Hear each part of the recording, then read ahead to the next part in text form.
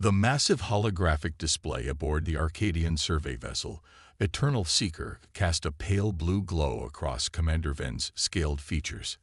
Her six-fingered hand traced patterns in the air as she manipulated the three-dimensional image of Earth, a world that had puzzled the Arcadian Empire's finest minds for decades. "Explain it to me again," she commanded, her voice carrying the weight of centuries of imperial authority. The ship's quantum intelligence manifested beside her, taking the form of a shifting constellation of stars. "The contradictions persist, Commander," it responded, its voice like crystalline wind chimes. "Earth exhibits all the hallmarks of an advanced civilization: their energy usage, their atmospheric composition, their orbital debris patterns. Yet they maintain complete silence in the electromagnetic spectrum. No radio transmissions, no standard quantum packets, nothing." Ven's primary heart quickened its pace as she zoomed in on Earth's night side, watching the sprawling cities glitter like star fields. Her people had spent the last 300 years mapping and cataloging every sentient species in their sector of the galaxy. The Arcadian Empire prided itself on understanding, on knowing. This silence from Earth felt like an insult. "Show me the temporal comparison," she ordered. The hologram shifted, displaying Earth's development over the past century. The progression was unlike anything in the Imperial archives, a civilization that seemed to skip expected technological stages entirely. "They never established a proper radio communication network," the AI continued. "No microwave transmission arrays, no quantum beacons, yet their energy signature suggests technology far beyond mere radio waves." Ven's secondary hearts synchronized, a sign of deep concentration among her species. Could they have fallen, regressed? Negative. Their advancement continues on an exponential curve. They simply chose a different path. The commander's scaled skin rippled with irritation. The Arcadian Empire had guided dozens of young civilizations into the galactic community, teaching them the proper ways of development, the correct path to the stars. But humans had somehow found another way, an unknown way. "Prepare a first contact packet," she declared. "Standard diplomatic protocols." The AI's stellar form pulsed with concern. "Commander, the High Council specifically ordered observation only. Earth is designated as anomalous and potentially." "Potentially what?" Ven interrupted. "They're alone on their world, divided into nation-states, following a technological path we don't understand. The Empire's mandate is clear. We guide the young races. We teach them order." She expanded the hologram, highlighting the asteroid belt between Mars and Jupiter. Mining operations were clearly visible, but they operated with a technological signature unlike anything in Imperial records. No fusion drives, no quantum tunneling. Something else entirely. "Deploy the contact probe," she commanded. "Let's see how they respond to a proper greeting from a proper civilization." The AI complied, though its stellar form dimmed slightly, the equivalent of a disapproving frown. A small probe detached from the Eternal Seeker, its quantum engines flaring as it accelerated toward Earth. The probe never reached its destination. One moment it existed, broadcasting its peaceful message in all known frequencies. The next moment it simply ceased to be. Not destroyed, not damaged. There was no debris, no energy discharge. It vanished as if it had never existed at all. Ven's three hearts stopped beating for a full second. "Analysis. Impossible to analyze what isn't there, Commander," the AI responded, its tone carrying a hint of what might have been fear. The probe didn't crash or explode. It was removed from space-time itself. The implication sent a shiver down Ven's reinforced spine. The Empire's probes were protected by the most advanced quantum shields known to galactic science. For humans to simply erase one from existence meant. A new signal appeared in the holographic display. Origin: Earth. It was being transmitted directly to the Eternal Seeker using methods that somehow bypassed every known law of physics. The message was simple, coded in perfect Imperial standard. Greetings, Commander Ven of the Arcadian Empire. We apologize for the destruction of your probe, but we prefer direct conversation to automated messages. Would you like to talk? Ven stared at the message, her 3 hearts now beating in a chaotic rhythm. The humans hadn't just been advancing along a different technological path. They had been watching, learning, understanding. They knew her name. They knew her language. They had probably known about the Empire for years, and they had chosen silence not out of ignorance or inability, but because they had something better than quantum communications, better than anything the Empire had achieved in 10,000 years of technological development. "Prepare my shuttle," she commanded, her voice barely a whisper, "and inform the High Council. Tell them we're not here to guide humanity into the galactic community." She paused, watching as more data streamed in, showing human achievements and capabilities that defied Imperial science. "We're here to learn from them." The A's stellar form brightened slightly. "And if the Council refuses to accept that humans might be more advanced than us in some ways," Ven thought of the probe, of how it had been erased from existence itself. She thought of a civilization that had chosen silence not out of weakness, but out of strength, a species that had found its own path to the stars. "Then may the eternal void help us all," she whispered, "because we're about to learn a very harsh lesson about pride."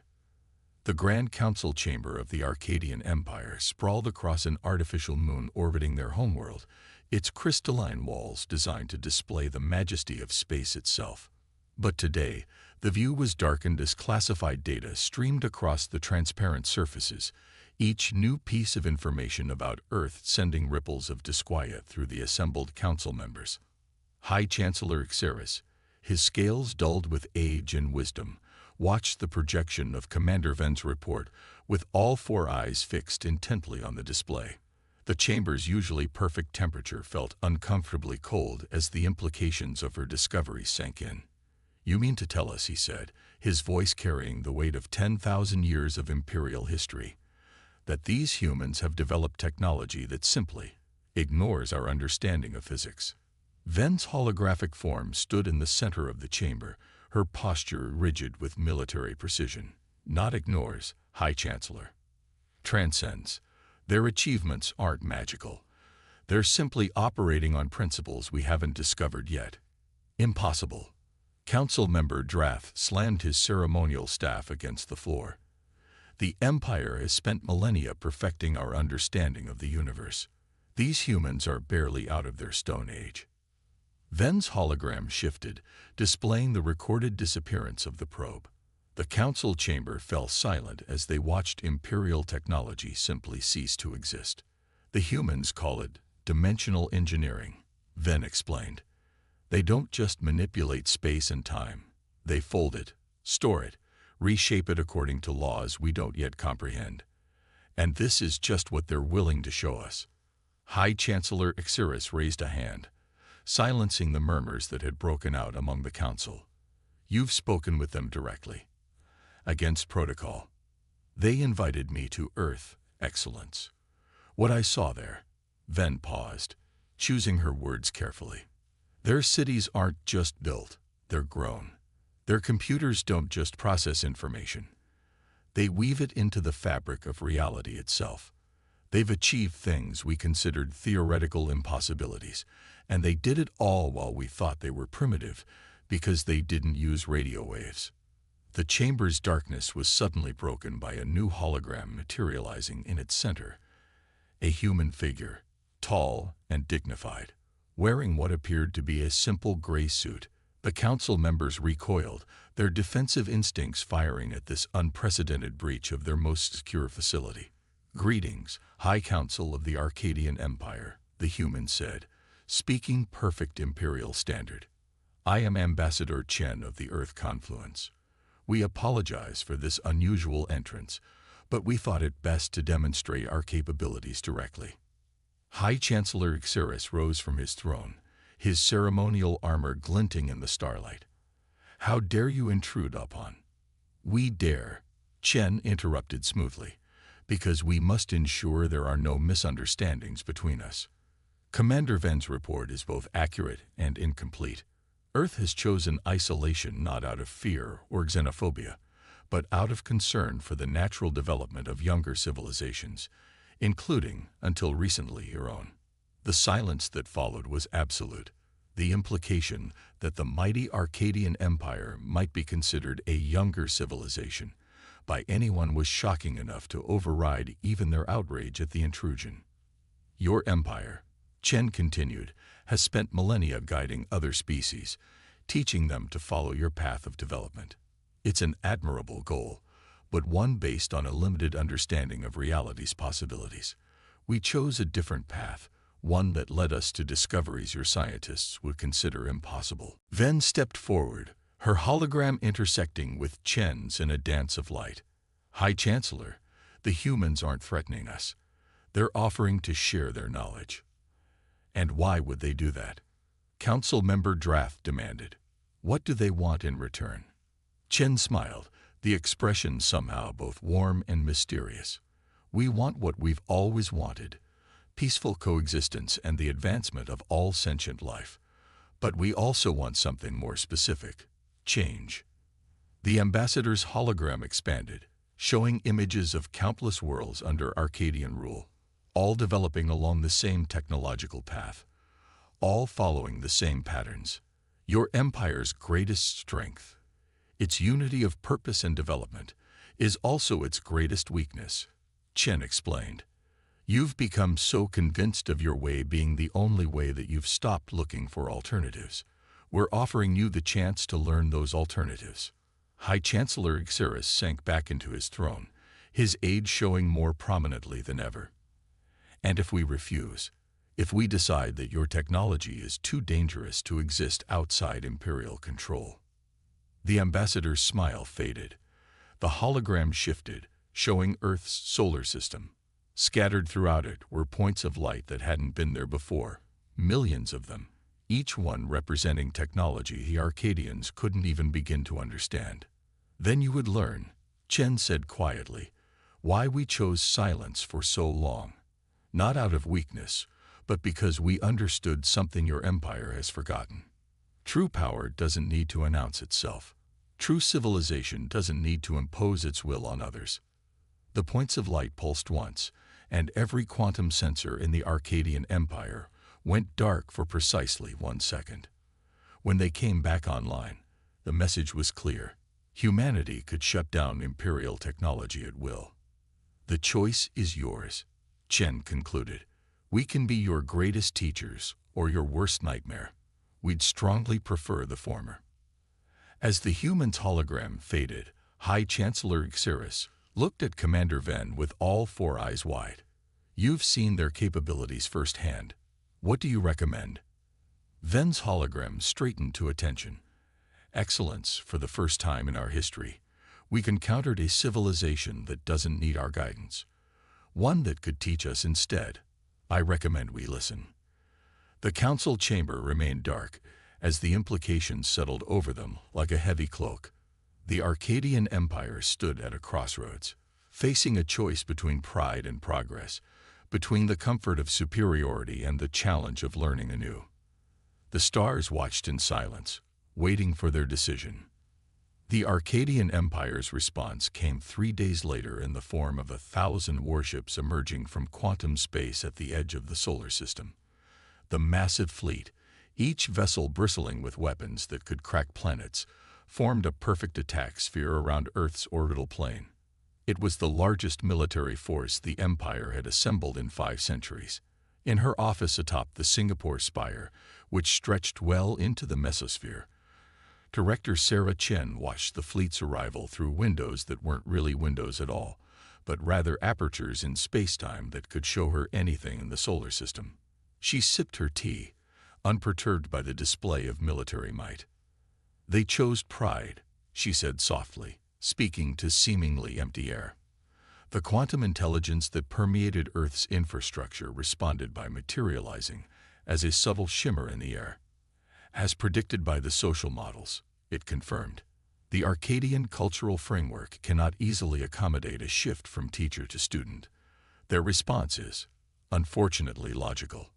Chen set down her cup, the motion triggering a cascade of holographic displays, showing the Arcadian fleet from every conceivable angle. The ships were beautiful in their way, all crystalline angles and geometric precision. 1,000 years of imperial engineering had produced vessels that were very nearly perfect, for the level of physics they understood.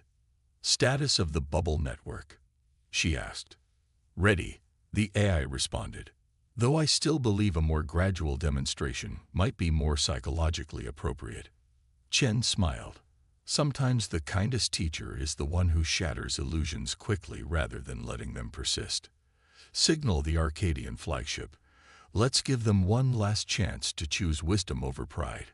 Aboard the Imperial dreadnought Eternal Dominion, Fleet Admiral Corks watched his tactical display with all 4 eyes narrowed in concentration.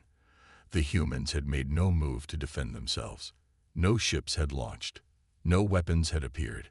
Their orbital installations, primitive things by Imperial standards, continued their slow dance around the planet as if 1,000 warships weren't poised to strike. "Final status report," he commanded. "All ships in attack formation, Admiral," his executive officer responded. "Quantum shields at maximum. Gravitic weapons primed. We await only your word to begin the demonstration of Imperial power." Corks nodded, his scales shifting color slightly with anticipation. "Send the demand. Full surrender and technological submission to Imperial authority, or we demonstrate why the Empire has ruled the stars for 10,000 years." The message was sent. The response was immediate. A human voice, calm and almost amused, echoed through the bridge. "This is Director Chen of the Earth Confluence. We received your demand. Since you seem to require a practical lesson in why humanity chose silence, we will provide one. Please observe carefully. This demonstration will not be repeated." Corks began to issue orders, but before he could speak, reality shifted. There was no other way to describe it. Space itself seemed to fold around his fleet like origami in the hands of a master. Ships that had been kilometers apart suddenly found themselves occupying the same relative position in space-time, yet somehow not colliding. The laws of physics bent themselves into pretzels as normal space transformed into something else entirely. "What's happening?" Corks demanded, watching as his perfect military formation dissolved into geometric impossibilities. "Unknown, Admiral." His science officer's voice was edged with panic. "Our sensors indicate we're simultaneously in normal space and somewhere else. Some kind of dimensional overlay that doesn't match any known physical model." On every ship in the fleet, crews watched in horror as the stars around them multiplied, divided, and rearranged themselves into patterns that hurt the mind to observe. It was as if reality itself had decided to demonstrate just how little they truly understood about the universe. Then, just as suddenly, everything snapped back to normal. The fleet reformed into its original attack sphere, every ship exactly where it had been before. But there was one crucial difference. None of their weapons would respond to commands. Not a single quantum shield would activate. "Imperial fleet." Chen's voice returned, still irritatingly calm. "We have temporarily adjusted the dimensional frequency of your weapon systems and shields. They are undamaged, but will remain inoperable for the next 24 hours. This is not an attack, merely a demonstration of the gap between our understanding of reality and yours." In the Singapore Spire, Chen watched the Arcadian fleet's confusion with a mixture of sympathy and resignation. "Show them the final piece," she instructed the quantum eye. Every screen and display on every Arcadian ship suddenly activated, showing the same image, a complete technical breakdown of how humanity had just manipulated the fundamental forces of reality itself. The mathematics involved were far beyond imperial science, the concepts almost incomprehensible to their current understanding of physics. "This is a basic primer in dimensional engineering," Chen's voice explained. "Consider it a first lesson, freely given. You'll note that we're not only showing you what we did, but teaching you how to counter it. This is not the act of an enemy, Admiral Corks, but of a potential mentor." The silence that followed was profound. On 1,000 ships, Arcadian crews stared at equations that promised to revolutionize their understanding of the universe. The Empire had come to teach, only to be taught instead. Pride warred with curiosity, tradition with opportunity. Admiral Corks found his voice at last. You could have simply destroyed us. Yes, Chen agreed. Instead, we chose to educate you. The question now, Admiral, is whether your empire is ready to learn. Your weapons will reactivate in 24 hours.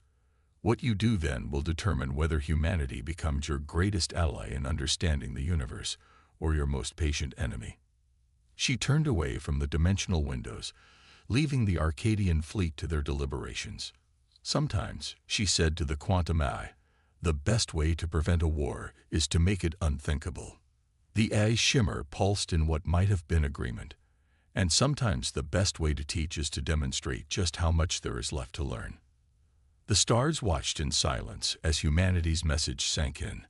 There are some powers that don't need to be displayed until absolutely necessary, and some civilizations that choose silence not out of weakness, but out of wisdom. In the great archive halls of the Imperial Academy on Arcadia Prime, Commander Venn stood before a gathering of the Empire's most brilliant minds. The crystalline walls, once symbols of Arcadian technological supremacy, now seemed almost primitive compared to the holographic displays showing Earth's dimensional engineering principles. Everything we thought we knew about physics, she addressed the assembled scientists, is not wrong, but incomplete. The humans didn't break the laws of reality. They simply understood them at a deeper level than we imagined possible. The vast chamber buzzed with excited discussion as thousands of the Empire's leading researchers pored over the data Earth had shared. The demonstration in space had shattered more than just their military confidence. It had cracked open the very foundations of their scientific understanding. Professor Kelax, his scales shimmering with intellectual excitement, manipulated a complex equation in the air before him. "It's beautiful," he whispered. "Their mathematics doesn't contradict our quantum mechanics. It encompasses them, shows them to be special cases of a much larger framework." "How did we miss this?" "Because we stopped looking," Venn replied, her voice carrying across the suddenly quiet hall. "We became so convinced of our superiority that we forgot the first principle of science. There is always more to learn." High above the archive halls, in the orbital command center of the Imperial fleet, Admiral Corks faced a different kind of revelation. His tactical officers had spent days analyzing the human demonstration, and each new discovery only deepened their astonishment. "They could have annihilated us at any time," his chief strategist reported, her voice still shaking slightly. "The dimensional overlay they used. It could just as easily have scattered our atoms across 1,000 universes. Instead, they used it to teach us about our own limitations." Cork stared at the replay of the demonstration, watching again as space itself folded around his ships. "Not our limitations," he corrected, "our potential. They showed us not what we can't do, but what we could learn to do." Meanwhile, on Earth, Director Chen was conducting a very different kind of meeting. The Singapore Spire's observation deck had been transformed into a reception area where dozens of Arcadian diplomats mingled with human scientists. The scene would have been unthinkable just days ago. "Your dimensional engineering?" an Arcadian physicist asked, her scales shifting through patterns of academic curiosity. "It requires a complete restructuring of our understanding of space-time, doesn't it?" Chen nodded, gesturing to a nearby window. The view shifted, showing not the city below but the structure of reality itself. Layers upon layers of dimensional frequencies, each one holding different possibilities. "Your civilization mastered quantum mechanics, gravitic engineering, faster than light travel. All impressive achievements. We simply chose to look deeper, to ask what exists between the spaces we can see. And you're truly willing to share this knowledge." The physicist's secondary hearts beat faster with excitement. "Even after we threatened you." "Especially after you threatened us," Chen smiled. "You proved something important, that even in your pride, you're capable of learning." Your fleet could have attacked the moment their weapons reactivated. Instead, you chose to listen. The quantum AI materialized beside them, its shimmer taking on a more defined form for the benefit of their guests. The social models show a 97% probability of successful integration between our civilizations now. The demonstration achieved its primary objective: cultural shock sufficient to overcome institutional inertia without triggering defensive regression. An Arcadian diplomat, overhearing this, fluttered his throat scales in amusement. You calculated even our psychological response. Of course, Chen replied. Just as you study younger civilizations before making contact, we studied you. The difference is, we waited until we could teach rather than simply guide. Back in the archive halls, Commander Ven received an urgent communication from the High Council. The message was brief but historic. The Empire formally requests teaching status from Earth in dimensional engineering and associated technologies. Let it be recorded that we choose to become students again. Ven smiled as she read the message. The Empire that had prided itself on being the teacher of younger races had found the humility to become a student once more. It was perhaps their greatest achievement. Send the humans our response, High Chancellor Xeris commanded from the council chamber. Tell them we are ready to learn. As the message was transmitted, observation posts throughout the galaxy recorded an unusual phenomenon. The silent areas of space, the regions where advanced civilizations had chosen to cease broadcasting, began showing signs of activity. Earth hadn't been alone in its silent advancement. Other species had made the same choice, waiting for the right moment to emerge. The galaxy was about to become a much more interesting place. The age of simple quantum mechanics and radio waves was ending. The age of dimensional engineering, of humanity's physics, was about to begin. And in the Singapore Spire, Director Chen raised a glass with her Arcadian guests. To the future, she toasted, and to the wisdom of knowing that there is always more to learn. The stars watched, no longer silent witnesses, but active participants in a new age of discovery. The Empire had made its choice, and the universe itself seemed to approve. 5 years after the demonstration that changed the galaxy, the Singapore Spire hosted another historic gathering. This time, representatives from 50 advanced civilizations converged in its dimensional spaces, species that, like humanity, had chosen silence and scientific advancement over broadcasting their presence to the stars. Commander Ven, now serving as the Arcadian Empire's chief scientific liaison to Earth, stood at a window that overlooked not just Singapore, but simultaneous views of a dozen worlds across the galaxy. The dimensional viewing technology that had once seemed like magic to her was now a daily tool of her work. Remarkable how much can change in 5 years, a familiar voice said behind her. Director Chen approached, her aging gracefully masked by subtle dimensional engineering that the Arcadians were only beginning to understand. The Empire's oldest universities are teaching principles that would have been considered heretical a decade ago, Ven replied, her scales shifting in patterns of pride and humility. Our youngest scientists are already proposing applications of dimensional theory that surprise even your experts. As it should be, Chen smiled. The best students often surpass their teachers. The gathering today marked more than just diplomatic relations. It was the inauguration of the Galactic Scientific Coalition, a new organization dedicated to sharing knowledge across species and civilizations. The Silent Ones, as they had come to be known, were finally speaking, not with radio waves or quantum signals, but with the very language of reality itself.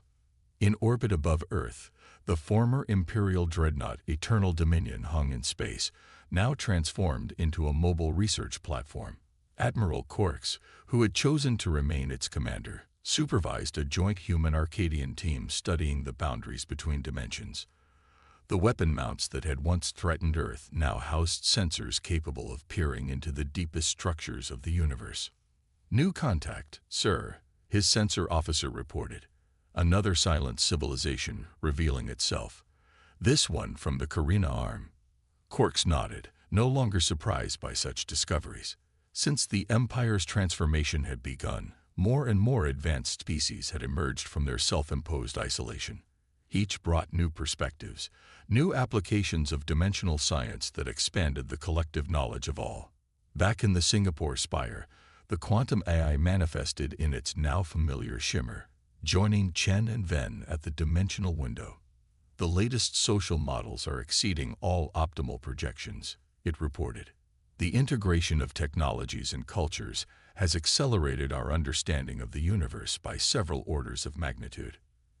And to think, Ven mused, we once believed we were coming to teach Earth how to join galactic civilization. Chen's expression grew thoughtful. Perhaps that belief was necessary. Sometimes we must reach the peak of our confidence before we can truly learn humility. The dimensional window shifted, showing the Arcadian homeworld. The crystalline cities that had once been the Empire's pride were now interwoven with human dimensional engineering, creating spaces that existed simultaneously in multiple realities. Students from 100 worlds walked its streets, learning and teaching in equal measure. The younger races are watching, Ven noted. Those still in their radio age, still broadcasting to the stars. They see our achievements and wonder why we chose silence. And when they're ready, Chen replied, we'll teach them what we learned. That true advancement comes not from shouting our achievements to the cosmos, but from the quiet pursuit of knowledge. The gathering in the spire reached its climax as representatives from each civilization shared their unique insights into the nature of reality. Theories were proposed and tested in real time. Dimensional spaces were folded and unfolded like cosmic origami, and the boundaries of known physics were pushed ever further. High Chancellor Ixeris, attending via dimensional projection from Arcadia Prime, addressed the assembly. His once proud imperial regalia had been replaced with the simpler robes of a scholar. 5 years ago, our empire stood at a crossroads between pride and wisdom. Today, we stand at the beginning of a new age, not as teachers or students, but as fellow explorers in the greatest scientific endeavor our galaxy has ever known. The quantum AI shimmer pulsed with what might have been satisfaction. The probability of another civilization choosing military confrontation over cooperation has dropped to nearly zero. The demonstration of dimensional engineering's possibilities has fundamentally altered the development path of all observed species. Not through force, Chen added, but through the simple act of showing what's possible. As the gathering concluded, Ven found herself back at the dimensional window, watching the stars. Stars that were no longer silent, but singing with the harmonies of civilizations working together to understand the deepest mysteries of existence. What do you think we'll discover next? She asked Chen. The director smiled, gesturing at the window. Reality shifted, showing layers upon layers of unexplored dimensions, each holding new possibilities, new mysteries, new frontiers to explore. That's the beauty of true science, Commander. The moment we think we know everything is the moment we stop looking. And there is always, always more to find. The stars sparkled with new meaning now, their light carrying not just radiation and particles, but the combined wisdom of civilizations that had learned perhaps the greatest lesson of all, that the quietest voices often have the most to teach. In the depths of space, countless young civilizations looked up at those same stars, broadcasting their presence, eager to join the galactic community. They would learn in time, as humanity and the Arcadians had learned, that true power doesn't need to announce itself.